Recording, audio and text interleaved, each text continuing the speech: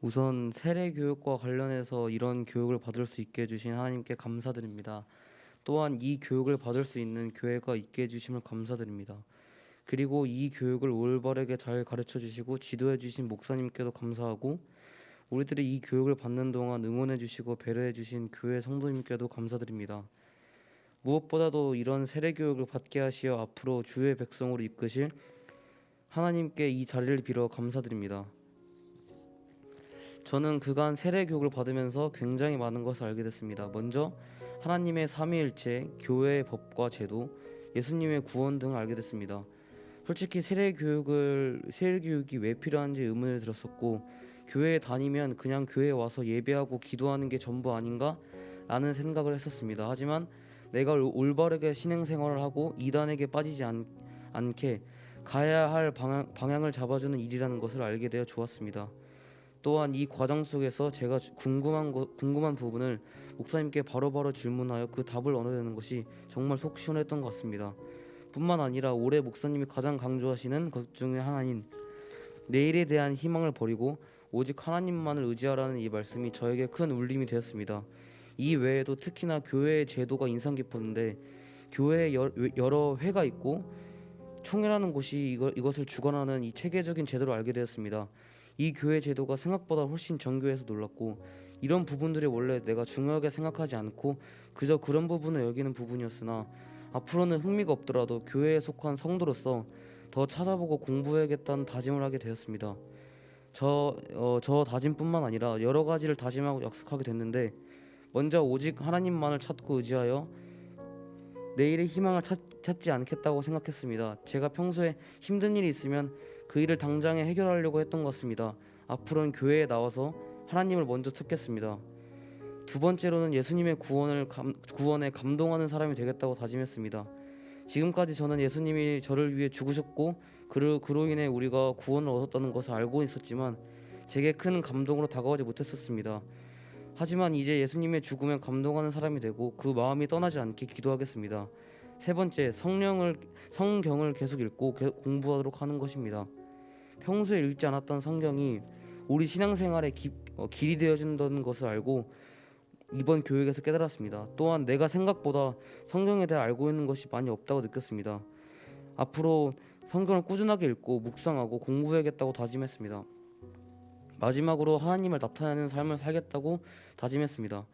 지금까지 내 행실을 보면 세상 사람들과 똑같은 삶을 살고 있었지 않았나 생각합니다. 그냥 생각 없이 살고 말하는 나의 행위에 반성합니다. 앞으로는 사람들에게 질문을 일으키는 삶, 하나님을 나타내는 삶으로 인해 다른 이들에게 복음을 전하는 삶을 살 것입니다. 이런 다짐이 소용없어지지 않게 성령 하나님께 간절히 구합니다. 이 다짐들을 지킬 수 있게 도와주시고 하나님의 백성으로 이끌어주세요. 이 모든 것을 날 구원해 주시고 하나님의 백성으로 이끌어 주실 삼위일체 하나님께 맡기옵고 감사드리며 예수님의 이름으로 기도드립니다.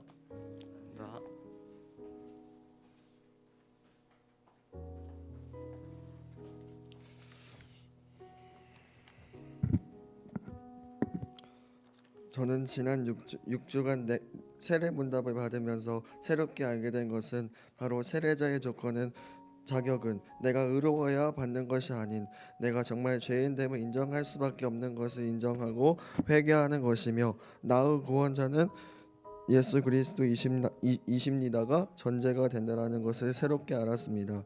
그리고 내가 아무리 착하게 살고 싶고 살아도 내가 스스로는 구원을 할 수가 없는 비참함을 깨달았습니다. 그리고 저의 새로운 결심은 이런 못난 죄로 죽고 있었던 저를 구원하여 주시는 하나님 앞에 감사와 찬양을 이제 입으로만 말하는 것이 아니라 이제 정말 이 사실을 알아서 거룩하게 살 것입니다. 그리고 몇 가지 더 깨달은 것은 바로 나는 연약하지만 그러나 죽으면 끝이 아닌 하늘나라에서 승리하게 될 것이며, 성부 하나님 보좌 같은 영광스러운 자리에 앉게 될 자가 바로 저라는 것이라는 것이 감격을 숨길 수가 없습니다.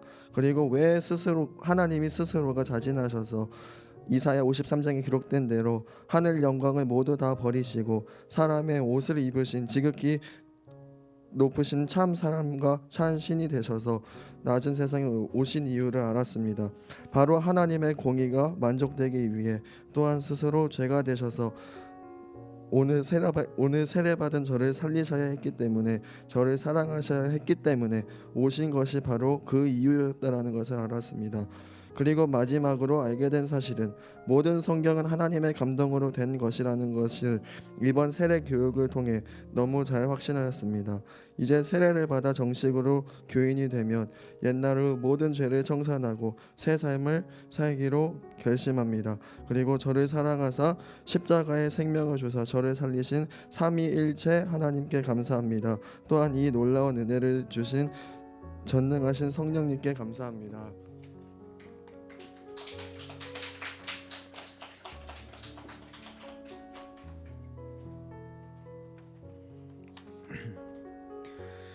이번 세례문답 준비를 하면서 많은 것을 느꼈습니다.